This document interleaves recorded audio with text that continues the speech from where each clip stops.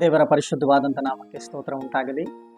ಈ ಸಂದರ್ಭದಲ್ಲಿ ನಿಮ್ಮ ಮಧ್ಯದಲ್ಲಿ ಒಂದು ವಿಚಾರವನ್ನು ಹಂಚಿಕೊಳ್ಳಿಕ್ಕೆ ನಾನು ಬಹಳ ಸಂತೋಷವುಳ್ಳವನಾಗಿದ್ದೇನೆ. ಅನೇಕ ದಿನಗಳಿಂದ ನಾವು ಹೋದಂಥ ಜಾಗದಲ್ಲಿ ಅನೇಕರು ನಮಗೆ ಒಂದು ಪ್ರಶ್ನೆಯನ್ನು ಕೇಳ್ತಾ ಇದ್ರು, ಬ್ರದರ್ ನಿಮ್ದು ಯೂಟ್ಯೂಬ್ ಚಾನಲ್ ಇದ್ರೆ ದಯಮಾಡಿಸಿ ಹೇಳಿ ಎಂಬುದಾಗಿ. ಆ ಸಂದರ್ಭದಲ್ಲಿ ನಾವು ಯೂಟ್ಯೂಬ್ ಚಾನಲ್ ಪ್ರಾರಂಭ ಮಾಡಿರಲಿಲ್ಲ. ಬಟ್ ದೇವರಿಗೆ ಸ್ತೋತ್ರ, ನಿಮ್ಮೆಲ್ಲರ ಪ್ರಾರ್ಥನೆಯನ್ನು ಕೇಳಿರುವಂಥ ದೇವರು ನಮ್ಮ ಹೃದಯದಲ್ಲಿ ಆ ಭಾರವನ್ನು ಹಾಕಿದ್ದಾರೆ. ಒಂದು ಯೂಟ್ಯೂಬ್ ಚಾನಲನ್ನು ಪ್ರಾರಂಭ ಮಾಡಬೇಕೆಂಬುದಾಗಿ ಹೌಸನ್ನ ರಿವೈವಲ್ ಇಂಟರ್ನ್ಯಾಷನಲ್ ಮಿನಿಸ್ಟ್ರಿ ಎಂಬಂತ ಈ ಹೆಸರಿನ ಮುಖಾಂತರವಾಗಿ ನಮ್ಮ ಯೂಟ್ಯೂಬ್ ಚಾನಲನ್ನು ಈ ದಿನದಿಂದ ನಾವು ಪ್ರಾರಂಭಿಸ್ತಾ ಇದ್ದೇವೆ. ಇದು ಕೇವಲ ನಿಮ್ಮ ಆತ್ಮಿಕ ಬೆಳವಣಿಗೆಗೆ ಮಾತ್ರವೇ ಇದು ಸಹಾಯಕವಾಗಿರಲಿ ಅನ್ನೋದು ನಮ್ಮ ಉದ್ದೇಶ. ಇದರಲ್ಲಿ ಮಾತನಾಡುವಂಥ ಪ್ರತಿಯೊಂದು ಮಾತುಗಳು ಅದು ಬಲಹೀನರಿಗೆ ಬಲವನ್ನು ಕೊಡುವಂಥದ್ದಾಗಿ, ಸೋತು ಹೋದಂಥವರಿಗೆ ಜಯವನ್ನು ಕೊಡುವಂಥವ್ರಿಗಾಗಿ, ನಿರೀಕ್ಷೆ ಇಲ್ಲದವರಿಗೆ ಒಂದು ನಿರೀಕ್ಷೆಯನ್ನು ಉಂಟು ಮಾಡುವಂಥ ಮಾತುಗಳಾಗಿರಲಿ ಅನ್ನೋದು ಅಷ್ಟೇ ನಮ್ಮ ಉದ್ದೇಶ. ಕ್ರೈಸ್ತಿಯ ಜೀವಿತದಲ್ಲಿ ಆತ್ಮಿಕವಾದಂಥ ಬೆಳವಣಿಗೆಗೆ ಇದು ಸಹಾಯಕಾರಿ ಆಗಿರಲಿ ಅನ್ನೋದು ನಮ್ಮ ಉದ್ದೇಶ. ಅದಕ್ಕೋಸ್ಕರ ಈ ದಿನ ನಾವಿದನ್ನು ಪ್ರಾರಂಭಿಸ್ತಾ ಇದ್ದೇವೆ. ನಾನು ನಿಮ್ಮೆಲ್ಲರ ಬಳಿ ಕೇಳ್ಕೊಳ್ತಾ ಇದ್ದೇನೆ, ಇವತ್ತಿನಿಂದ ನಮ್ಮ ವಿಡಿಯೋಗಳು ಯೂಟ್ಯೂಬ್ನಲ್ಲಿ ಅಪ್ಲೋಡ್ ಆಗುತ್ತೆ. ಲೈಕ್ ಮಾಡಿ, ಶೇರ್ ಮಾಡಿ, ಸಬ್ಸ್ಕ್ರೈಬ್ ಮಾಡಿ. ನಮ್ಮ ನೋಟಿಫಿಕೇಷನ್ ಮೊದಲು ನಿಮಗೆ ಬರುತ್ತೆ. ನಿಮ್ಮ ಮುಖಾಂತರ ಅನೇಕ ಸ್ಥಳಗಳಿಗೆ, ಅನೇಕ ವ್ಯಕ್ತಿಗಳಿಗೆ ಈ ಜೀವವುಳ್ಳಂಥ ಮಾತುಗಳು ಮುಟ್ಟಬೇಕನ್ನೋದು ನಮ್ಮ ಮುಖ್ಯ ಉದ್ದೇಶ. ಅದಕ್ಕೋಸ್ಕರ ಪ್ರಾರ್ಥನೆ ಮುಖಾಂತರವಾಗಿ ನಾವು ಪ್ರಾರಂಭ ಮಾಡೋಣ. ನೀವೆಲ್ಲರೂ ನನ್ನ ಜೊತೆಗೆ ಪ್ರಾರ್ಥನೆ ಏಕೀಭವಿಸಬೇಕನ್ನ ನಾನು ಕೇಳ್ಕೊಳ್ತಾ ಇದ್ದೇನೆ. ಪರಿಶುದ್ಧನಾಗಿರುವಂಥ ಒಳ್ಳೆ ದೇವರೇ, ಈ ದಿನವನ್ನು ನಮಗೆ ಕೊಟ್ಟಿದ್ದಕ್ಕಾಗಿ ನಿಮ್ಮ ನಾಮಕ್ಕೆ ಸ್ತೋತ್ರ. ಪ್ರಾಮುಖ್ಯವಾಗಿ ದೇವರೇ, ಯೂಟ್ಯೂಬ್ ಚಾನಲನ್ನು ಪ್ರಾರಂಭ ಮಾಡಲಿಕ್ಕೆ ಹೌಸನ್ನ ರಿವೈವಲ್ ಇಂಟರ್ನ್ಯಾಷನಲ್ ಮಿನಿಸ್ಟ್ರಿ ಎಂಬಂಥ ಹೆಸರಿನ ಮುಖಾಂತರವಾಗಿ ದೇವರೇ, ಈ ಯೂಟ್ಯೂಬ್ ಚಾನಲನ್ನು ಪ್ರಾರಂಭ ಮಾಡ್ತಿರುವಂಥ ಈ ಸಂದರ್ಭದಲ್ಲಿ ದೇವರೇ, ಇಲ್ಲಿ ಮಾತನಾಡುವಂಥ ಪ್ರತಿಯೊಂದು ಮಾತುಗಳು ಅನೇಕರ ಹೃದಯವನ್ನು ಮುಟ್ಟುವಂಥದ್ದಾಗಿರಲಿ ಸ್ವಾಮಿ. ಅಂತ್ಯ ದಿನಮಾನಗಳಲ್ಲಿ ನಾವಿರುವಂಥ ಈ ಸಂದರ್ಭಗಳಲ್ಲಿ ಸುವಾರ್ತೆ ತಲುಪದೇ ಇರುವಂಥ ಎಷ್ಟೋ ಜಾಗಗಳಿಗೆ ದೇವರೇ, ಈ ಕರ್ತನೆ ಸ್ತೋತ್ರ ಯೂಟ್ಯೂಬ್ನ ಮುಖಾಂತರವಾಗಿ ಅನೇಕ ಜನರು ಕರ್ತನೆ ಜೀವವುಳ್ಳಂಥ ನಿನ್ನ ಮಾತುಗಳನ್ನು ತಿಳಿದುಕೊಳ್ಳಿಕ್ಕೆ ಸಹಾಯ ಮಾಡು. ಈ ದಿನ ಕರ್ತನೆ ನಾವು ಧ್ಯಾನ ಮಾಡ್ತಿರುವಂಥ ಈ ಅಂಶವು ನಿನ್ನ ಮಕ್ಕಳ ಜೀವಿತದಲ್ಲಿ ದೊಡ್ಡ ಕಾರ್ಯವನ್ನು ಮಾಡಲಿ. ಈ ವಾಕ್ಯದ ಮುಖಾಂತರ ಅವರ ಆತ್ಮಿಕ ಬೆಳವಣಿಗೆಗೆ ದೇವರೇ ಇದು ಸಹಕಾರಿಯಾಗಿದೆ ಸ್ವಾಮಿ. ದೊಡ್ಡ ಕಾರ್ಯಗಳನ್ನು ಮಾಡು, ನೀನು ಮಾತ್ರ ಮಹಿಮೆ ಉಂಟು. ಪ್ರಾರ್ಥನೆ ಕೇಳಿದಕ್ಕಾಗಿ ಸ್ತೋತ್ರ. ಯೇಸುವಿನ ನಾಮದಲ್ಲಿ ಪ್ರಾರ್ಥಿಸಿ ಬೇಡಿ ಹೊಂದಿಕೊಂಡಿದ್ದೇವೆ, ಜೀವವುಳ್ಳ ಪರಮ ತಂದೆಯೇ, ಆಮೆನ್. ಪ್ರಾಮುಖ್ಯವಾಗಿ ಇವತ್ತು ಒಂದು ಸಂಗತಿಯನ್ನ ನಿಮ್ಮ ಬಳಿ ನಾನು ಹಂಚ್ಕೊಳ್ಳಿಕ್ಕೆ ಇಷ್ಟಪಡ್ತೇನೆ. ಒಂದು ವಚನವನ್ನು ಓದಿ ತದನಂತರ ಅದರಲ್ಲಿರುವಂಥ ಕೆಲವು ವಿಚಾರಗಳನ್ನ ನಾವು ಧ್ಯಾನ ಮಾಡೋಣ. ಯೆಹೋಶುವನ ಪ್ರವಾದನ ಗ್ರಂಥ 6ನೇ ಅಧ್ಯಾಯ 1ರಿಂದ 5 ವಚನಗಳನ್ನ ನಾವಿವತ್ತು ಧ್ಯಾನಕ್ಕಾಗಿ ತೆಗೆದುಕೊಂಡಿದ್ದೇನೆ. ದಯಮಾಡಿಸಿ ಬಹಳ ಸೂಕ್ಷ್ಮವಾಗಿ ಗಮನಿಸಿರಿ. ಯೆರಿಕೋವಿನವರು ಇಸ್ರಾಯೇಲರಿಗೆ ಹೆದರಿ ತಮ್ಮ ಪಟ್ಟಣದ ಬಾಗಿಲುಗಳನ್ನು ಭದ್ರವಾಗಿ ಮುಚ್ಚಿಕೊಂಡರು. ಯಾರು ಒಳಗೆ ಹೋಗಲಿಲ್ಲ, ಹೊರಗೆ ಬರಲಿಲ್ಲ. ಆಗ ಯೆಹೋವನು ಯೆಹೋಶುವನಿಗೆ, ನೋಡು, ನಾನು ಯೆರಿಕೋವನ್ನು, ಅದರ ಅರಸನನ್ನು, ಯುದ್ಧ ವೀರರನ್ನು ನಿನ್ನ ಕೈಗೆ ಒಪ್ಪಿಸಿದ್ದೇನೆ. ನಿಮ್ಮ ಭಟರೆಲ್ಲರೂ 6 ದಿನಗಳವರೆಗೆ ದಿನಕ್ಕೆ 1 ಸಾರಿ ಪಟ್ಟಣವನ್ನು ಸುತ್ತಲಿ. 7 ಮಂದಿ ಯಾಜಕರು ಕೊಂಬುಗಳನ್ನು ಹಿಡಿದುಕೊಂಡು ಮಂಜೂಷದ ಮುಂದೆ ನಡೆಯಲಿ. 7ನೇ ದಿವಸ ನೀವು ಪಟ್ಟಣವನ್ನು 7 ಸಾರಿ ಸುತ್ತಬೇಕು. ಈ ವಿಧವಾಗಿ ನಾವಲ್ಲಿ ಕೆಲವು ವಚನಗಳನ್ನ ನಾವು ನೋಡ್ತೇವೆ. ಪ್ರಾಮುಖ್ಯವಾಗಿ ನೀವು ಅನೇಕ ಸ್ಥಳಗಳಲ್ಲಿ ಯೆರಿಕೋ ಗೋಡೆಯನ್ನು ಕುರಿತಾಗಿ ನೀವು ಧ್ಯಾನ ಮಾಡಿರ್ತೀರ. ಆದರೆ ಇಲ್ಲಿ ಒಂದು ವಿಶೇಷವಾದಂಥ ಸಂಗತಿಯನ್ನ ನಾನು ಹೇಳಿಕ್ಕೆ ಇಷ್ಟಪಡ್ತಾ ಇದ್ದೇನೆ.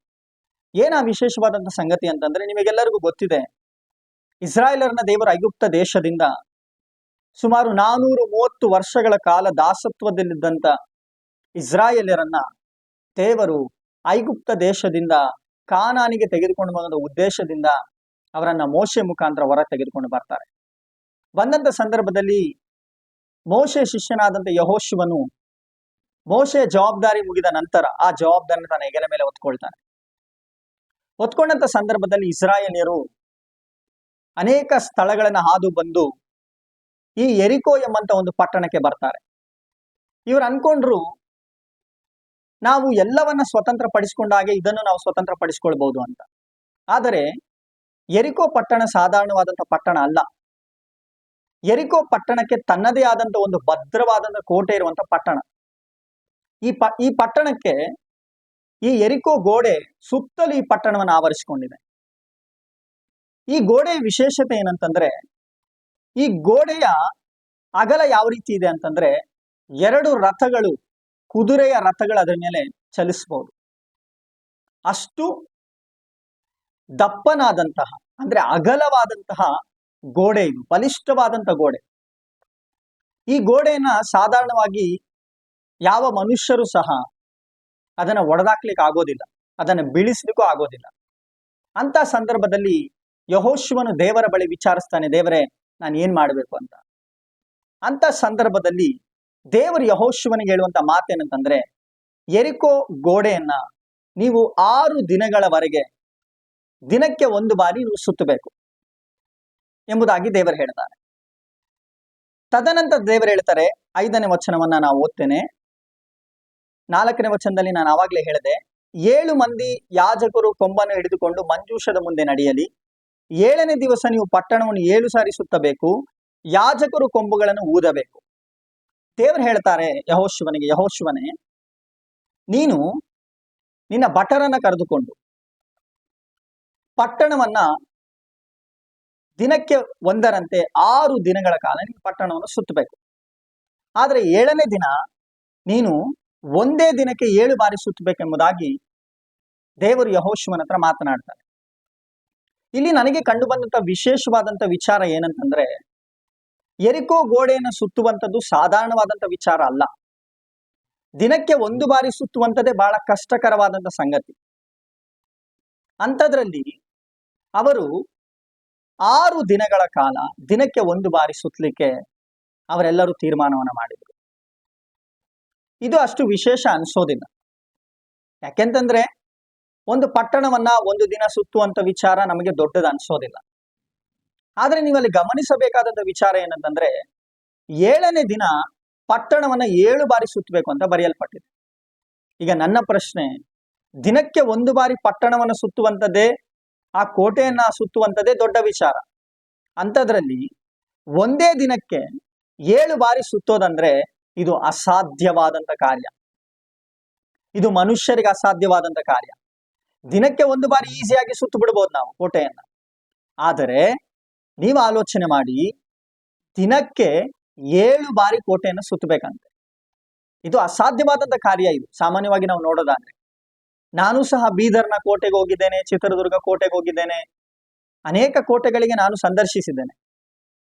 ಎಷ್ಟೋ ಕೋಟೆಗಳನ್ನ ದಿನಕ್ಕೆ 1 ಬಾರಿ ನೋಡೋದೇ ಬಹಳ ಕಷ್ಟ. ನಮ್ಮ ಚಿತ್ರದುರ್ಗದ ಕೋಟೆಗೆ ನೀವೇನಾದ್ರೂ ಕಲ್ಲಿನ ಕೋಟೆಗೆ ಹೋಗೋದಾದ್ರೆ, ಆ ಕಲ್ಲಿನ ಕೋಟೆಯನ್ನ ನಮಗೆ 1 ದಿನದಲ್ಲಿ ನೋಡ್ಲಿಕ್ಕೆ ಆಗೋದಿಲ್ಲ, ಸುತ್ತಲಿಕ್ಕೂ ಆಗೋದಿಲ್ಲ. ಬೀದರ್ನ ಕೋಟೆನೂ ಅಷ್ಟೇ, 1 ದಿನದಲ್ಲಿ ನಾವು ಅದನ್ನು ನೋಡ್ಲಿಕ್ಕೂ ಆಗೋದಿಲ್ಲ, ಸುತ್ತಲಿಕ್ಕೂ ಆಗೋದಿಲ್ಲ. ಹಾಗಾದ್ರೆ ಅರ್ಥ ಮಾಡ್ಕೊಳ್ರಿ, ಆಗಿನ ಕಾಲದಲ್ಲಿ ಯೆರಿಕೋ ಗೋಡೆ ಅನ್ನುವಂಥದ್ದು ಅಷ್ಟು ಬಲಿಷ್ಠವಾದಂತ ಕೋಟೆ, ಅಷ್ಟು ವಿಶಾಲವಾದಂತ ಕೋಟೆ, ಒಂದು ಪಟ್ಟಣವನ್ನ ಆವರಿಸಿಕೊಂಡಂತ ಕೋಟೆಯನ್ನ ದಿನಕ್ಕೆ 7 ಬಾರಿ ಸುತ್ತೋದಂದ್ರೆ ಅದು ಅಸಾಧಾರಣವಾದಂತ ಒಂದು ವಿಚಾರ. ಆ ಸಂದರ್ಭದಲ್ಲಿ ದೇವರು 7ನೇ ದಿನದ ಸಂಗತಿಯನ್ನ ವಿವರಿಸುವಾಗ ದೇವರು ಹೇಳ್ತಾರೆ ನೋಡ್ರಿ, 4ನೇ ವಚನದಲ್ಲಿ ಅದನ್ನು ಕುರಿತಾಗಿ ಬರೆಯಲ್ಪಟ್ಟಿದೆ. 7 ಮಂದಿ ಯಾಜಕರು ಕೊಂಬುಗಳನ್ನು ಹಿಡಿದುಕೊಂಡು ಮಂಜೂಷದ ಮುಂದೆ ನಡೆಯಲಿ. 7ನೇ ದಿವಸ ನೀವು ಪಟ್ಟಣವನ್ನು 7 ಸಾರಿ ಸುತ್ತಬೇಕು. ಯಾಜಕರು ಕೊಂಬುಗಳನ್ನು ಊದಬೇಕು. ಅವರು ದೀರ್ಘವಾಗಿ ಊದುವ ಕೊಂಬಿನ ಧ್ವನಿಯು ಕೇಳಿಸುತ್ತಲೇ ನೀವೆಲ್ಲರೂ ಮಹತ್ತರವಾಗಿ ಆರ್ಭಟಿಸಿರಿ. ಆಗ ಪಟ್ಟಣದ ಗೋಡೆಯು ತಾನೇ ಬಿದ್ದು ಹೋಗುವುದು, ಪ್ರತಿಯೊಬ್ಬನು ನೆಟ್ಟಗೆ ಒಳಗೆ ನುಗ್ಗಬಹುದು ಎಂದು ಹೇಳಿದನು. ನೀವು ಗಮನಿಸಿರಿ ಪ್ರಿಯರೇ, ನಾನು ಅವಾಗ್ಲೇ ನಿಮಗೆ ಹೇಳಿದೆ, ದಿನಕ್ಕೆ 1 ಬಾರಿ ಕೋಟೆಯನ್ನು ಸುತ್ತೋದೇ ಬಹಳ ಕಷ್ಟ. ಅಂಥದ್ರಲ್ಲಿ ದಿನಕ್ಕೆ 7 ಬಾರಿ ಸುತ್ತಬೇಕಂತಂದ್ರೆ ಇದು ನಿಜವಾಗಲೂ ಅಸಾಧ್ಯವಾದಂತ ಕಾರ್ಯ. ಅದಕ್ಕೆ ದೇವರು ಹೇಳ್ತಾರೆ, 7 ಮಂದಿ ಯಾಜಕರು ಕೊಂಬುಗಳನ್ನ ಊದಬೇಕು. ಅವರು ದೀರ್ಘವಾಗಿ ಊದುವ ಕೊಂಬಿನ ಧ್ವನಿಯು ಕೇಳಿಸುತ್ತಲೇ ನೀವೆಲ್ಲರೂ ಮಹತ್ತರವಾಗಿ ಆರ್ಭಟಿಸಿರಿ ಅಂತ ಬರೆಯಲ್ಪಟ್ಟಿದೆ. ನಾನು ನಿಮಗೆ ಏನ್ ಹೇಳಕ್ ಇಷ್ಟಪಡ್ತೀನಿ ಅಂತಂದ್ರೆ, ನಿಮ್ಮ ಜೀವಿತದಲ್ಲಿ ನೀವು ಆರಾಧನೆ ಮಾಡುವಂತ ಒಂದು ಅನುಭವದಲ್ಲಿ ನೀವು ಇರುವಂತವರಾಗಿದ್ದರೆ, ದೇವರನ್ನ ಆರಾಧನೆ ಮಾಡುವಂತ ವ್ಯಕ್ತಿಗಳಾಗಿದ್ದರೆ, ಎಂಥ ಪರಿಸ್ಥಿತಿಯಲ್ಲೂ ದೇವರನ್ನ ಸ್ತುತಿಸುವಂತವರು ನೀವಾಗಿದ್ದರೆ, ಎಂಥ ಸನ್ನಿವೇಶಗಳಲ್ಲೂ ದೇವರನ್ನ ಆರಾಧಿಸಿ ಆತನ ನಾಮವನ್ನ ಮಹಿಮೆ ಪಡಿಸುವಂತ ವ್ಯಕ್ತಿಗಳು ನೀವಾಗಿದ್ರೆ, ನಾನು ಹೇಳ್ತಾ ಇದ್ದೇನೆ, ಯೆರಿಕೋ ಗೋಡೆ ಅಂತ ಎಂಥ ಸಮಸ್ಯೆಗಳು ನಿಮ್ಮ ಮುಂದೆ ಇದ್ದರೂ ಅದು ನಿಮ್ಮ ಮುಂದೆ ನಿಲ್ಲಕ್ಕೆ ಸಾಧ್ಯ ಇಲ್ಲ. ಯಾಕೆ ಅಂತಂದ್ರೆ, ನನಗಿಲ್ಲಿ ಆಶ್ಚರ್ಯವಾದಂತ ಸಂಗತಿ, ಅವರು ದಿನಕ್ಕೆ 7 ಬಾರಿ ಸುತ್ತಬೇಕಂತಂದ್ರೆ ಅವರ ಕಾಲಿನ ವೇಗ ಹೆಚ್ಚಬೇಕು. ಅರ್ಥ ಏನು? ಅವರು ದಿನಕ್ಕೆ 7 ಬಾರಿ ಸುತ್ತಬೇಕಂತಂದ್ರೆ ನೀವು ಆಲೋಚನೆ ಮಾಡಿ ಅವರು ಯಾವ ರೀತಿಯಾದಂತಹ ಒಂದು ಎನರ್ಜಿಯನ್ನ ಹೊಂದಿರಬೇಕು ಅಂತ. ಅವರು 7ನೇ ದಿನ 7 ಬಾರಿ ಸುತ್ತುತ್ತಾರೆ.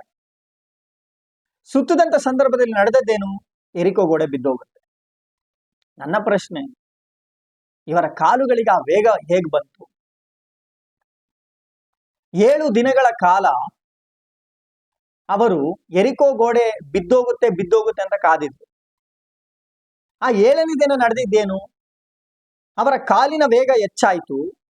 ಅವರು 7 ಬಾರಿ ಆ ಒಂದು ಕೋಟೆಯನ್ನ ಸುತ್ತಿದ್ರು. ಅದು ಯಾವ ರೀತಿ? ಆರ್ಭಟದೊಡನೆ, ಜಯಧ್ವನಿಯೊಡನೆ ದೇವರ ನಾಮವನ್ನ ಘನಪಡಿಸುತ್ತ. ಹಾಗಾದ್ರೆ ಇದರಿಂದ ನನಗೊಂದು ಅರ್ಥ ಆಯ್ತು, ಎಂತ ಪರಿಸ್ಥಿತಿಗಳಲ್ಲೂ ನಾನು ಆರಾಧನೆ ಮಾಡುವಾಗ ನನ್ನ ಕಾರ್ಯಗಳಿಗೆ ದೇವರು ವೇಗವನ್ನು ಹೆಚ್ಚಿಸ್ತಾರೆ ಎಂಬುದಾಗಿ. ಇದರಿಂದ ನನಗೆ ಅರ್ಥ ಆಯ್ತು.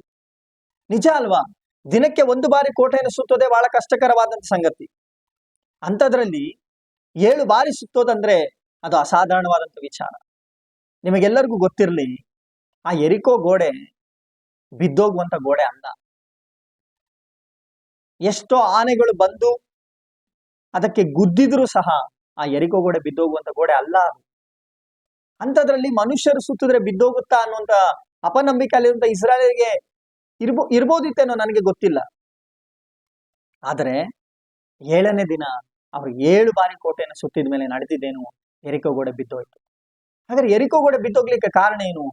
7ನೇ ದಿನ ಅವರು ಅಂದ್ರೆ ಯಾಜಕರು, 7 ಜನ ಯಾಜಕರು ತುತ್ತೂರಿಯ ಒಂದು ಶಬ್ದವನ್ನ ಮೊಳಗಿಸುವಂತ ಸಂದರ್ಭದಲ್ಲಿ ಜನರೆಲ್ಲ ಆರ್ಭಟದೊಡನೆ ದೇವರ ನಾಮವನ್ನ ಘನಪಡಿಸುತ್ತಾ ಆ ಎರಿಕೋ ಗೋಡೆಯನ್ನು ಸುತ್ತುವಾಗ ಆ ಎರಿಕೋ ಗೋಡೆ ಬಿದ್ದೋಯ್ತು. ಹಾಗಾದ್ರೆ ಆರಾಧನೆ ನಿಮಿತ್ತವಾಗಿ ವೇಗ ಹೆಚ್ಚುತ್ತೆ. ಇವತ್ತು ನಾನು ಹೇಳ್ತಿರುವಂತ ಈ ಮಾತನ್ನ ಕೇಳಿಸ್ಕೊಳ್ತಿರುವಂತ ಯಾವ ವ್ಯಕ್ತಿ ಆಗಿರ್ಲಿ, ನಿನ್ನ ಜೀವಿತದಲ್ಲಿ ಯಾವ ಕಾರ್ಯಗಳು ವೇಗವಾಗಿ ನಡೀತಾ ಇಲ್ವಾ? ಯಾವ ಕಾರ್ಯಗಳಲ್ಲೂ ನೀನು ವೇಗವಾಗಿ ಹೋಗ್ಲಿಕ್ಕೆ ಆಗ್ತಾ ಇಲ್ವಾ? ಇವತ್ತು ನಾನು ಹೇಳ್ತಾ ಇದ್ದೇನೆ, ಎಂತ ಪರಿಸ್ಥಿತಿ ಆದ್ರೂ ದೇವರನ್ನ ಆರಾಧಿಸುವುದನ್ನ ಮರಿಬೇಡಿ. ನಿಮ್ಮ ಕಷ್ಟದಲ್ಲೂ ದೇವರನ್ನ ಆರಾಧಿಸ್ರಿ, ನಿಮ್ಮ ಹೋರಾಟಗಳಲ್ಲೂ ದೇವರನ್ನ ಆರಾಧಿಸ್ರಿ, ಸಾಲಗಳ ಸಮಸ್ಯೆಯಲ್ಲೂ ದೇವರನ್ನ ಆರಾಧಿಸ್ರಿ, ಅನಾರೋಗ್ಯದ ಪರಿಸ್ಥಿತಿಯಲ್ಲೂ ದೇವರನ್ನ ಆರಾಧಿಸ್ರಿ, ಎಲ್ಲರೂ ಕೈ ಬಿಟ್ಟಂತ ಅವಸ್ಥೆ ಇದ್ರೂ ದೇವರನ್ನ ಆರಾಧಿಸ್ರಿ. ಯಾಕೆ ಗೊತ್ತಾ? ನೀವು ದೇವರನ್ನ ಆರಾಧನೆ ಮಾಡುವಾಗ ನಿಮ್ಮ ಜೀವಿತದಲ್ಲಿ ವೇಗ ಹೆಚ್ಚುತ್ತೆ.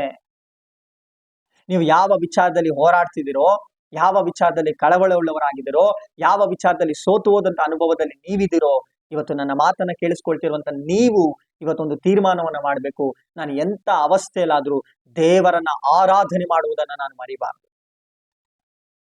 ಅವರ 6 ದಿನ ಸುತ್ತಿದೀವಲ್ಲ, 6 ದಿನಗಳ ಕಾಲ ನಾವು ಸುತ್ತಿದ್ವಲ್ಲ, ಏನು ನಡೆದಿಲ್ಲ ಅಂತ ಸುಮ್ಮನೆ ಇರ್ಲಿಲ್ಲ. ಅವರು 7ನೇ ದಿನಕ್ಕಾಗಿ ಕಾಯ್ತಾ ಇದ್ರು.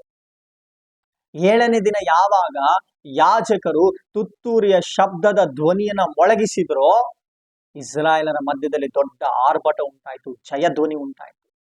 ದೇವರನ್ನ ಸ್ತುತಿಸ್ಲಿಕ್ಕೆ ಪ್ರಾರಂಭಿಸಿದ್ರು. ಅವರು ಸ್ತುತಿಸುವಾಗ ಎರಿಕೋ ಗೋಡೆ ಅವರ ಮುಂದೆ ನಿಲ್ಲದಂತಾಯ್ತು, ಬಿದ್ದೋಯ್ತದು. ಇವತ್ತು ನಾನು ಹೇಳ್ತಿರುವಂತ ಮಾತೇನಂತಂದ್ರೆ, ಎಂತ ಪರಿಸ್ಥಿತಿ ಆದ್ರೂ ಆರಾಧನೆ ಮಾಡುವುದನ್ನ ನೀವು ಮರಿಬೇಡಿ. ಆರಾಧನೆ ಮಾಡುವಂತ ವ್ಯಕ್ತಿಯ ಜೀವಿತದಲ್ಲಿ ನಾನು ದೇವರು ವೇಗವನ್ನ ಹೆಚ್ಚಿಸ್ತಾನೆ. ನೋಡಿ, ಒಂದು ದಿನಕ್ಕೆ 1 ಬಾರಿ ಎರಿಕೋ ಗೋಡೆ ಸುತ್ತಲಿಕ್ಕೆ ಆಗ್ಲಿಲ್ಲ, ಕಷ್ಟ ಆಗ್ತಿತ್ತು. ಆದ್ರೆ 7ನೇ ದಿನ ಅವರು 7 ಸಾರಿ ಸುತ್ತುತ್ತಾರಂತಂದ್ರೆ ನೀವು ಆಲೋಚನೆ ಮಾಡಿ ಅವರ ಕಾಲಿಗೆ ಎಂತ ವೇಗವನ್ನ ದೇವರು ಕೊಟ್ಟರು. ಹಾಗಾದ್ರೆ ಆರಾಧನೆಯಲ್ಲಿ ಒಂದು ಶಕ್ತಿ ಇದೆ ಪ್ರಿಯರೇ. ನಾವು ಆರಾಧನೆ ಮಾಡುವಾಗ ನಮ್ಮ ಜೀವಿತದಲ್ಲಿ ವೇಗ ಹೆಚ್ಚಾಗುತ್ತೆ. ನೋಡಿ, ಅವರು ಆರ್ಭಟಿಸುವಂತ ಸಂದರ್ಭದಲ್ಲಿ ಅವರ ಕಾಲಿಗೆ ವೇಗ ಹೆಚ್ಚಿತು. ಯಾವ ರೀತಿ ನಡೆದ್ರು ಅವರು? ಯಾವ ರೀತಿ ಸುತ್ತಿದ್ರು? 7ನೇ ದಿನ 7 ಸರಿ ಯಾವ ರೀತಿ ಸುತ್ತಿದ್ರು ಅವರು? ನಿಜವಾಗ್ಲೂ ಒಬ್ಬ ಮನುಷ್ಯನ ಕೈಲಿ ಸುತ್ತಲಿಕ್ಕೆ ಆಗದೇ ಇರುವಂತ ಕಾರ್ಯ, ಅದು ಮಾಡ್ಲಿಕ್ಕೆ ಆಗದೆ ಇರುವಂತ ಕಾರ್ಯ. ಅದು ಹೇಗ್ ಸಂಭವಿಸ್ತು? ಹೇಗಾಯ್ತು? ಕಾರಣ ಒಂದೇ, ಕಷ್ಟದ ಪರಿಸ್ಥಿತಿಯಲ್ಲಿ ದೇವರನ್ನ ಆರಾಧನೆ ಮಾಡಿದ್ರು. ನೋಡಿ, ಇಕ್ಕಟ್ಟಿನ ಪರಿಸ್ಥಿತಿಯಲ್ಲಿ ದೇವರನ್ನ ಆರಾಧನೆ ಮಾಡಿದ್ರು. ನಮ್ಮ ಮುಂದೆ ಸಮಸ್ಯೆ ಇದೆ ಅಂತ ಮೌನವಾಗಿ ಕೂರ್ಲಿಲ್ಲ. ನನ್ನ ಜೀವಿತ ಇಷ್ಟೇ ಅಂತ ಮೌನವಾಗಿ ಕೂರ್ಲಿಲ್ಲ. ಇನ್ನ ನಾವು ಕಾನಾನಿಗೆ ಹೋಗೋದಿಲ್ಲ ಅಂತ ಮೌನವಾಗಿ ಕೂರ್ಲಿಲ್ಲ. ಎರಿಕೋನ ನಾವು ಸ್ವತಂತ್ರ ಪಡಿಸ್ಕೊಳ್ತೀವಂತ ಅವರು ಮೌನವಾಗಿ ಕೂರ್ಲಿಲ್ಲ. ಅವ್ರಿಗೊಂದು ನಂಬಿಕೆ ಇತ್ತು, ನಮ್ಮ ದೇವರನ್ನ ನಾವು ಆರಾಧಿಸುವಾಗ ನಮ್ಮ ಜೀವಿತದಲ್ಲಿ ಖಂಡಿತ ನಾವು ಎರಿಕೋವನ್ನ ಸ್ವತಂತ್ರ ಪಡಿಸ್ಕೊಳ್ತೇವೆ ಎಂಬುದಾಗಿ. ಯಾಕಂದ್ರೆ ಇವತ್ತು ನನ್ನ ಮಾತನ್ನು ಕೇಳ್ತಿರುವಂತ ನಿಮಗಿವತ್ತು ನಾನು ಹೇಳಲಿಕ್ಕೆ ಇಷ್ಟಪಡ್ತಾ ಇದ್ದೇನೆ, ಎಂಥ ಪರಿಸ್ಥಿತಿ ನಿಮ್ಮ ಜೀವಿತದಲ್ಲಿ ಬಂದರೂ ದೇವರನ್ನು ಆರಾಧಿಸುವುದನ್ನು ಮರಿಬೇಡಿ. ಸಭೆಗೆ ಆರಾಧನೆಗೆ ಹೋಗುವುದನ್ನು ತಪ್ಪಿಸಬೇಡಿ. ಕುಟುಂಬ ಪ್ರಾರ್ಥನೆಯಲ್ಲಿ ದೇವರನ್ನು ಆರಾಧಿಸುವುದು ಮರಿಬೇಡಿ. ನಿಮ್ಮ ವೈಯಕ್ತಿಕ ಪ್ರಾರ್ಥನೆಯಲ್ಲಿ ದೇವರನ್ನು ಆರಾಧಿಸುವುದು ಮರಿಬೇಡಿ. ಯಾಕೆಂತಂದ್ರೆ ಆರಾಧನೆಯಲ್ಲಿ ದೇವರು ನಿಮ್ಮ ವೇಗವನ್ನು ಹೆಚ್ಚಿಸ್ತಾರೆ, ನಿಮ್ಮ ಆರೋಗ್ಯದ ವೇಗವನ್ನು ಹೆಚ್ಚಿಸ್ತಾರೆ ದೇವರು, ನಿಮ್ಮ ಆಶೀರ್ವಾದದ ವೇಗವನ್ನು ಹೆಚ್ಚಿಸ್ತಾರೆ. ನಿಮ್ಮ ವಾಗ್ದಾನಗಳು ವೇಗವಾಗಿ ನಿಮ್ಮ ಜೀವಿತದಲ್ಲಿ ನೆರವೇರುವಂತೆ ದೇವರು ವೇಗವನ್ನು ಹೆಚ್ಚಿಸ್ತಾರೆ. ನಿಮ್ಮ ಜೀವಿತದಲ್ಲಿ ತಡೆಯಾದಂತ ಎಲ್ಲ ಕಾರ್ಯಗಳು ವೇಗವಾಗಿ ಸಂಭವಿಸುವಾಗೆ ದೇವರು ಮಾಡ್ತಾರೆ. ನಿಮ್ಮ ಜೀವಿತದಲ್ಲಿ ಪ್ರವಾದನೆಗಳು ವೇಗವಾಗಿ ನೆರವೇರುವಂತೆ ದೇವರು ನಿಮಗೆ ಸಹಾಯವನ್ನು ಮಾಡ್ತಾರೆ. ಮರಿಬೇಡಿ ಪ್ರಿಯರೇ, ಈ ಮಾತುಗಳನ್ನ ಮರಿಬೇಡಿ. ದಿನಕ್ಕೆ 7 ಬಾರಿ ಅವರು ಎರಿಕೋ ಗೋಡೆಯನ್ನು ಸುತ್ತುತ್ತಾರೆ ಅಂತಂದ್ರೆ ಅವರ ಕಾಲಿನ ಬಗ್ಗೆ ಎಷ್ಟು ಹೆಚ್ಚಾಗಿರ್ಬೇಕು ನೀವು ಒಂದು ಸಲ ಆಲೋಚನೆ ಮಾಡಿ. ಹಾಗಾದ್ರೆ ಇವತ್ತು ನನ್ನ ಮಾತನ್ನು ಕೇಳ್ತಿರುವಂತ ನಿಮಗಿವತ್ತು ನಾನು ಹೇಳಲಿಕ್ಕೆ ಇಷ್ಟಪಡ್ತಾ ಇದ್ದೇನೆ, ನಿಮ್ಮ ಜೀವಿತದಲ್ಲಿ ಅನೇಕ ಕಾರ್ಯಗಳು ನಿಮಗೆ ತಡೆಯಾಗಿ ನಿಂತಿದೆ ಎರಿಕೋ ಗೋಡೆಯ ರೀತಿಯಲ್ಲಿ. ಆದ್ರೆ ನಾನು ಹೇಳ್ತಾ ಇದ್ದೇನೆ, ಆರಾಧನೆ ಮಾಡೋದನ್ನ ಮರಿಬೇಡಿ. ನೀವು ಆರಾಧನೆ ಮಾಡುವುದನ್ನು ಮರಿಬೇಡಿ. ನೀವು ಆರಾಧನೆ ಮಾಡುವಾಗ ನಾನು ಹೇಳ್ತಾ ಇದ್ದೀನಿ ಕೇಳಿಸ್ಕೊಳ್ರಿ, ನಿಮ್ಮ ಜೀವಿತದಲ್ಲಿ ನನ್ನ ದೇವರು ದೊಡ್ಡ ಜಯವನ್ನು ಕೊಡ್ಲಿಕ್ಕಿದ್ದಾರೆ, ವೇಗವನ್ನು ಹೆಚ್ಚಿಸ್ಲಿಕ್ಕಿದ್ದಾರೆ. ನಿಮ್ಮ ಜೀವಿತದಲ್ಲಿ ನನ್ನ ದೇವರು ಮಾಡಬೇಕಾಗಿ ಅಂದುಕೊಂಡಿರುವಂತ ಕಾರ್ಯಗಳನ್ನ ಆತನು ಮಾಡಬೇಕೆಂಬುದಾಗಿ ತೀರ್ಮಾನ ಮಾಡಿದ್ದಾನೆ. ಹಾಗಾದ್ರೆ ಎಂಥ ಪರಿಸ್ಥಿತಿಯಲ್ಲಿ ಆರಾಧನೆ ಮಾಡೋದನ್ನ ಮರಿಬೇಡಿ. ಎಂಥ ಪರಿಸ್ಥಿತಿನೇ ಇರಲಿ ದೇವರನ್ನ ಸ್ತುತಿಸೋದು ಮರಿಬೇಡಿ. ಆರಾಧನೆ ಮಾಡೋದ್ರಿಂದ ಏನಾಗುತ್ತೆ ಬ್ರದರ್? ಆರಾಧನೆ ಮಾಡೋದ್ರಿಂದ ನಿನ್ನ ಜೀವಿತದಲ್ಲಿ ವೇಗ ಹೆಚ್ಚುತ್ತೆ. ನೀನು ಮುಟ್ಟಬೇಕಾದಂತ ಗುರಿಯನ್ನ ವೇಗವಾಗಿ ಮುಟ್ತೀಯ. ನೀನು ಸೇರ್ಬೇಕಾದಂತ ಜಾಗವನ್ನ ವೇಗವಾಗಿ ಸೇರ್ತೀಯ. ಒಂದು ವೇಳೆ ಉದ್ಯೋಗ ಇಲ್ಲದೆ ಇರೋರು ಈ ನನ್ನ ಮಾತನ್ನ ನೀವು ಕೇಳಿಸ್ಕೊಳ್ತಾ ಇದ್ದೀರಾ, ಇವತ್ತು ನಾನು ಹೇಳ್ತಾ ಇದ್ದೇನೆ, ಉದ್ಯೋಗ ಇಲ್ಲ ಅಂತ ಸೋತು ಹೋಗಿ ಕುತ್ಕೋಬೇಡಿ, ಆರಾಧನೆ ಮಾಡಿ. ನಿಮ್ಮ ಉದ್ಯೋಗ ವೇಗವಾಗಿ ನಿಮ್ಮ ಕೈಗೆ ಬಂದು ಸೇರ್ಲಿಕ್ಕಿದೆ. ಯಾವಾಗ ಈ ಸಾಲ ತೀರುತ್ತೆ ಅಂತೇಳಿ ನನ್ನ ಮಾತನ್ನು ಕೇಳಿಸ್ಕೊಂಡು ಯೋಚನೆ ಮಾಡ್ತಿದ್ದೀರಾ, ನಾನು ನಿಮ್ಗೊಂದು ಮಾತನ್ನು ಹೇಳ್ತೇನೆ, ಸಾಲದ ಪರಿಸ್ಥಿತಿಯಲ್ಲಿ ದೇವರನ್ನ ಆರಾಧನೆ ಮಾಡುವುದನ್ನು ಮರಿಬೇಡಿ. ನಿಜ ಹೇಳ್ತಾ ಇದ್ದೇನೆ, ನಿಮ್ಮ ಸಾಲವು ವೇಗವಾಗಿ ತೀರುವುದಕ್ಕೆ ದೇವರು ಸಹಾಯ ಮಾಡ್ತಾರೆ. ಅದಕ್ಕೆ ಬೇಕಾದಂತ ಮಾರ್ಗಗಳನ್ನು ದೇವರು ನಿಮಗೆ ವೇಗವಾಗಿ ತೆರೆದುಕೊಳ್ತಾರೆ. ವಿದ್ಯಾಭ್ಯಾಸದಲ್ಲಿ ಏನ್ ಮಾಡಬೇಕು, ನಾನು ವಿದ್ಯಾಭ್ಯಾಸದಲ್ಲಿ ನಿಜವಾಗ್ಲೂ ನನ್ನ ಈ ಗುರಿಯನ್ನು ಮುಟ್ತೀನಿ ಎಂಬುದಾಗಿ ಯೋಚನೆ ನೀವು ಮಾಡ್ತಿರ್ಬೋದು. ಖಂಡಿತ ನನ್ನ ದೇವರು ವೇಗವಾಗಿ ನಿಮ್ಮ ಒಂದು ಗುರಿಯನ್ನು ಮುಟ್ಟುವುದಕ್ಕೆ ದೇವರು ಸಹಾಯ ಮಾಡ್ತಾರೆ. ಆತ್ಮಿಕವಾಗಿ ಬೆಳಿಲಿಕ್ಕೆ ಆಗ್ತಿಲ್ವಲ್ಲ, ಪ್ರಾರ್ಥನೆ ಜೀವಿತದಲ್ಲಿ ಬೆಳಿಲಿಕ್ಕೆ ಆಗ್ತಿಲ್ವಲ್ಲ, ದೇವರ ಸೇವೆನ ಮಾಡ್ಲಿಕ್ಕೆ ಆಗ್ತಾ ಇಲ್ವಲ್ಲ, ದೇವರಿಗೋಸ್ಕರ ಏನಾದ್ರೂ ಮಾಡ್ಬೇಕು ಅಂತ ಅನ್ಕೊಂತಿದ್ದೀನಿ, ಏನು ಮಾಡ್ಲಿಕ್ಕೆ ಆಗ್ತಿಲ್ವ ಅಂತ ಯೋಚನೆ ಮಾಡ್ತಿರ್ಬೋದು. ಆದ್ರೆ ಇವತ್ತು ನಾನು ಹೇಳ್ತಾ ಇದ್ದೇನೆ, ನಿಮ್ಮ ಎಲ್ಲ ಕಾರ್ಯಗಳಿಗೆ ನನ್ನ ದೇವರ ವೇಗವನ್ನು ಹೆಚ್ಚಿಸ್ಲಿಕ್ಕಿದ್ದಾರೆ. ನಿಮ್ಮ ಎಲ್ಲ ಕಾರ್ಯಗಳಿಗೆ ನನ್ನ ದೇವರ ವೇಗವನ್ನು ಹೆಚ್ಚಿಸ್ಲಿಕ್ಕಿದ್ದಾರೆ. ನನ್ನ ಮಾತನ್ನು ಕೇಳ್ತಿರುವಂತ ದೇವ ಜನರೇ, ನಾನು ಈ ಮಾತನ್ನು ಹೇಳಲಿಕ್ಕೆ ಬಹಳ ಸಂತೋಷವುಳ್ಳವನಾಗಿದ್ದೇನೆ. ನೀವು ಆರಾಧನೆ ಮಾಡುವಾಗ ನನ್ನ ದೇವರು ನಿಮ್ಮ ಜೀವಿತದಲ್ಲಿ ವೇಗವನ್ನು ಹೆಚ್ಚಿಸ್ಲಿಕ್ಕಿದ್ದಾರೆ. ನಿಮ್ಮ ಕಾಲುಗಳಿಗೆ ವೇಗವನ್ನು ಹೆಚ್ಚಿಸ್ಲಿಕ್ಕಿದ್ದಾರೆ. ಇಷ್ಟು ದಿನ ನಿಮ್ಮ ಬಲದಲ್ಲಿ ಓಡಿದಿರೇನೋ, ಇಷ್ಟು ದಿನ ನಿಮ್ಮ ಕಾಲ್ ಬಲದಲ್ಲಿ ಓಡಿ ಸೋತು ಹೋಗಿದಿರೇನೋ, ಇವತ್ತು ನಾನು ಹೇಳ್ತಾ ಇದ್ದೇನೆ, ನಿಮ್ಮ ಕಾಲಿಗೆ ನನ್ನ ದೇವರು ಬಲವನ್ನು ಕೊಡ್ಲಿಕ್ಕಿದ್ದಾರೆ.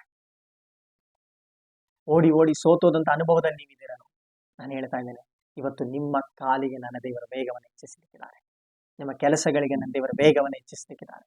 ನೀವು ಸೇರಬೇಕಾದ ಗುರಿ, ನೀವು ಮುಟ್ಟಬೇಕಾದ ಗುರಿಗೆ ನನ್ನ ದೇವರ ವೇಗವನ್ನು ಹೆಚ್ಚಿಸಲಿಕ್ಕಿದ್ದಾರೆ. ಭಯಪಡಬೇಡಿ. ಎರಿಕೋ ಗೋಡೆ ಅವರ ಮುಂದೆ ನಿಲ್ಲಿಲ್ಲ, ಇಸ್ರಾಯೇಲರ ಮುಂದೆ ಎರಿಕೋ ಗೋಡೆ ನಿಲ್ಲಿಲ್ಲ. ಹಾಗಾದ್ರೆ ಈ ಮಾತನ್ನು ಕೇಳ್ತಿರುವಂತ ದೇವ ಜನರೇ, ನಿಮ್ಮ ಮುಂದೆಯೂ ಸಾಲದಂತೆ ಎರಿಕೋ ಗೋಡೆ ನಿಲ್ಲಕ್ಕೆ ಸಾಧ್ಯ ಇಲ್ಲ. ಅನಾರೋಗ್ಯದ ಎರಿಕೋ ಗೋಡೆ ನಿನ್ನ ಮುಂದೆ ನಿಲ್ಲಕ್ಕೆ ಸಾಧ್ಯ ಇಲ್ಲ. ಸೋಲು ಎಂಬಂತ ಎರಿಕೋ ಗೋಡೆ ನಿನ್ನ ಮುಂದೆ ನಿಲ್ಲಕ್ಕೆ ಸಾಧ್ಯ ಇಲ್ಲ. ನೀನು ದೇವರನ್ನ ಆರಾಧನೆ ಮಾಡುವುದಕ್ಕೆ ಪ್ರಾರಂಭಿಸು, ನಿಶ್ಚಯವಾಗಿ ನಿನ್ನ ಜೀವಿತದಲ್ಲಿ ಎರಿಕೋ ಗೋಡೆ ನಿನ್ನ ಮುಂದೆ ನಿಲ್ಲಕ್ಕೆ ಸಾಧ್ಯ ಇಲ್ಲ. ಅದು ನಿನ್ನ ಮುಂದೆ ಅಡ್ಡ ಬೀಳಲೇಬೇಕು. ಯಾಕೆ ಗೊತ್ತಾ? ನೀನು ಆರಾಧನೆ ಮಾಡ್ತಿರುವುದು ಸರ್ವಶಕ್ತನಾದಂತ ದೇವರನ್ನ. ನೀನು ಆರಾಧನೆ ಮಾಡ್ತಿರುವಂತದ್ದು ಸರ್ವಶಕ್ತನಾಗಿರುವಂತ ಯೇಸುವನ್ನ ನೀನು ಆರಾಧನೆ ಮಾಡ್ತಿರೋದು. ಅದಕ್ಕೋಸ್ಕರ ನೀನು ಆರಾಧನೆ ಮಾಡ್ತಿದ್ಯಾ ಅಂತಂದ್ರೆ ಖಂಡಿತ ನಿನ್ನ ಮುಂದೆ ಎರಿಕೋ ಗೋಡೆ ನಿಲ್ಲೋದಿಲ್ಲ. ಹಾಗಾದ್ರೆ ನಾನು ನಿಮಗೋಸ್ಕರ ಪ್ರಾರ್ಥಿಸ್ತೇನೆ. ನಿಮ್ಮ ಜೀವಿತದಲ್ಲಿ ಯಾವುದು ತಡೆಯಾಗಿದೆ, ನಿಮಗೆ ಯಾವ ಎರಿಕೋ ಗೋಡೆ ನಿಮ್ಮ ಮುಂದೆ ಅಡ್ಡವಾಗಿ ನಿಂತಿದೆ, ನಾನು ನಿಮಗೋಸ್ಕರ ಪ್ರಾರ್ಥಿಸ್ತೇನೆ. ಖಂಡಿತ ನನ್ನ ದೇವರು ಆ ಎರಿಕೋ ಗೋಡೆಯನ್ನ ನಿನ್ನ ಮುಂದೆ ನಿಲ್ಲೋದಕ್ಕೆ ಅನುಮತಿ ಕೊಡೋದಿಲ್ಲ. ಅದು ಖಂಡಿತ ನಿನ್ನ ಮುಂದೆ ನಿಲ್ಲೋಗುತ್ತೆ. ನನ್ನೊಟ್ಟಿಗೆ ಸೇರಿ ನಾವು ಪ್ರಾರ್ಥನೆ ಮಾಡೋಣ. ಪರಿಶುದ್ಧನಾದಂಥ ದೇವರೇ, ನಿಮ್ಮ ನಾಮಕ್ಕೆ ಸ್ತೋತ್ರವಾಗಲಿ ಸ್ವಾಮಿ. ನಮಗೆ ನೀನು ಕೊಟ್ಟಂತ ಈ ಒಳ್ಳೆಯ ದಿನಕ್ಕಾಗಿ ನಾವು ಸ್ತೋತ್ರ ಮಾಡ್ತಾ ಇದ್ದೇವೆ. ನಿನ್ನ ಮಕ್ಕಳು ಕರ್ತನೆ ಸ್ತೋತ್ರ, ಕೇಳ್ತಿರುವಂತ ಈ ಮಾತುಗಳು ಅವರ ಜೀವಿತದಲ್ಲಿ 100ರಷ್ಟು ಕಾರ್ಯ ಮಾಡಲೆಂಬುದಾಗಿ ನಾನು ಪ್ರಾರ್ಥಿಸ್ತಾ ಇದ್ದೇನೆ. ದೇವರೇ, ಯೆರಿಕೋ ಗೋಡೆ ಯಾವ ರೀತಿ ಕರ್ತನೆ ಇಸ್ರಾಯೇಲರ ಮುಂದೆ ನಿಲ್ಲಲಿಕ್ಕೆ ಆಗಲಿಲ್ವೋ, ನಿನ್ನ ಮಕ್ಕಳ ಜೀವಿತದಲ್ಲೂ ಯಾವ ಯೆರಿಕೋ ಗೋಡೆಗಳವರ ಮುಂದೆ ನಿಲ್ಲಬಾರದು ದೇವರೇ. ಸಾಲದಲ್ಲಿದ್ದಾರೋ, ಸೋಲಿನಲ್ಲಿದ್ದಾರೋ, ಕಣ್ಣೀರಿನಲ್ಲಿದ್ದಾರೋ, ವೇದನೆಯಲ್ಲಿದ್ದಾರೋ, ದುಃಖದಲ್ಲಿದ್ದಾರೋ, ಸಂಕಟದಲ್ಲಿದ್ದಾರೋ, ಬಡತನದಲ್ಲಿದ್ದಾರೋ ದೇವರೇ, ಆ ಯಾವ ಯೆರಿಕೋ ಗೋಡೆಗಳವರ ಮುಂದೆ ನಿಲ್ಲಬಾರದು ದೇವರೇ. ಈ ರಾತ್ರಿ ನಿನ್ನ ವಾಕ್ಯವನ್ನು ಕೇಳಿದಂತ ನಿನ್ನ ಮಕ್ಕಳು ದೇವರೇ, ಎಂಥ ಪರಿಸ್ಥಿತಿ ಆದರೂ ನಿನ್ನನ್ನು ಆರಾಧನೆ ಮಾಡುವುದನ್ನು ಮರಿಬಾರದು ದೇವರೇ. ಭಾನುವಾರ ಆರಾಧನೆಯಲ್ಲಿ ಪಾಲ್ಗೊಳ್ಳುವುದನ್ನು ಅವರು ಮರಿಬಾರದು. ಕುಟುಂಬದ ಪ್ರಾರ್ಥನೆಯಲ್ಲಿ ನಿಮ್ಮನ್ನು ಆರಾಧಿಸುವುದನ್ನು ಅವರು ಮರಿಬಾರದು. ವೈಯಕ್ತಿಕ ಪ್ರಾರ್ಥನೆಗಳಲ್ಲಿ ಅವರು ನಿಮ್ಮನ್ನು ಆರಾಧಿಸುವುದನ್ನು ಮರಿಬಾರದು ದೇವರೇ. ಆರಾಧನೆಯಲ್ಲಿ ಶಕ್ತಿ ಇದೆ, ಆರಾಧನೆಯಲ್ಲಿ ಬಿಡುಗಡೆ ಇದೆ, ಆರಾಧನೆಯಲ್ಲಿ ದೊಡ್ಡ ಕ್ಷಯ ಇದೆ ದೇವರೇ. ಆರಾಧನೆಯಲ್ಲಿ ದೇವರೇ ವೇಗ ಉಂಟಾಗುತ್ತೆ ದೇವರೇ. ನಮ್ಮ ಕಾಲುಗಳಿಗೆ ವೇಗ ಉಂಟಾಗುತ್ತೆ, ನಮ್ಮ ಜೀವಿತದಲ್ಲಿ ಹೊಂದಬೇಕಾದಂತ ಆಶೀರ್ವಾದಗಳಿಗೆ ವೇಗ ಉಂಟಾಗುತ್ತೆ ಎಂಬುದಾಗಿ ದೇವರೇ. ನಿನ್ನ ಮಕ್ಕಳದನ್ನು ತಿಳಿದುಕೊಂಡವರಾಗಿದ್ದೇವರೇ. ಇವತ್ತಿನಿಂದ ನಿನ್ನ ಕರ್ತನೆ ಪೂರ್ಣ ಮನಸ್ಸಿನಿಂದ ಆರಾಧಿಸುವುದಕ್ಕೆ, ಆರಾಧನೆಯಲ್ಲಿ ದೇವರೇ ಅವರು ಜಯವನ್ನು ಹೊಂದುವುದಕ್ಕೆ, ಆರಾಧನೆ ನಿಮಿತ್ತವಾಗಿ ಅವರ ಜೀವಿತದಲ್ಲಿ ದೇವರೇ ವೇಗವಾಗಿ ವಾಗ್ದಾನಗಳನ್ನು ಅನುಭವಿಸುವಂತೆ, ವೇಗವಾಗಿ ಪ್ರವಾದನೆಗಳನ್ನು ಅನುಭವಿಸುವಂತೆ, ವೇಗವಾಗಿ ದೇವರೇ ಅವರಿಗೆ ನೀನಿಟ್ಟಂತ ಆಶೀರ್ವಾದಗಳನ್ನ ಅವರು ಅನುಭವಿಸುವುದಕ್ಕೆ ನೀನು ಕೃಪೆ ಮಾಡಬೇಕಾಗಿ ನಾನು ಪ್ರಾರ್ಥಿಸ್ತಾ ಇದ್ದೇನೆ. ವಾಕ್ಯವನ್ನು ಕೇಳಿದಂತ ನಿನ್ನ ಮಕ್ಕಳ ಜೀವಿತದಲ್ಲಿ 100ರಷ್ಟು ನೀನು ಕಾರ್ಯ ಮಾಡು ಅಪ್ಪ. ನೀನು ಹಾಗೆ ಮಾಡುವುದಕ್ಕಾಗಿ ಸ್ತೋತ್ರ. ದೊಡ್ಡ ಕಾರ್ಯಗಳನ್ನು ಮಾಡಿ ನೀನು ಮಾತ್ರ ಮಹಿಮೆ. ಪ್ರಾರ್ಥನೆ ಕೇಳಿದಕ್ಕಾಗಿ ಸ್ತೋತ್ರ. ಯೇಸುವಿನ ನಾಮದಲ್ಲಿ ಪ್ರಾರ್ಥಿಸಿ ಬೇಡಿ ಹೊಂದಿಕೊಂಡಿದ್ದೇವೆ, ಜೀವವುಳ್ಳ ಪರಮ ತಂದೆಯೇ, ಆಮೆನ್. ನಾನು ನಂಬ್ತಾ ಇದ್ದೇನೆ ಈ ವಾಕ್ಯ ನಿಮ್ಮ ಜೀವಿತದಲ್ಲಿ ಖಂಡಿತವಾಗಿ 100ರಷ್ಟು ಕಾರ್ಯ ಮಾಡುತ್ತೆ. ಪ್ರತಿದಿನ ಈ ಮಾತುಗಳು ನಿಮ್ಮ ಹೃದಯದಲ್ಲಿ ದೊಡ್ಡ ಕಾರ್ಯವನ್ನು ಮಾಡುತ್ತೆ. ತಪ್ಪದೆ ನಮ್ಮ ಒಂದು ಈ ಚಾನೆಲ್ ಅನ್ನ ನೀವು ಸಬ್ಸ್ಕ್ರೈಬ್ ಮಾಡಿ, ಲೈಕ್ ಮಾಡಿ, ಶೇರ್ ಮಾಡಿ. ಅನೇಕರಿಗೆ ಇದು ಆಶೀರ್ವಾದದಾಯಕವಾಗಿರಲಿ. Price lord. ದೇವರು ನಿಮ್ಮನ್ನು ಆಶೀರ್ವದಿಸಲಿ. ಆಮೆನ್.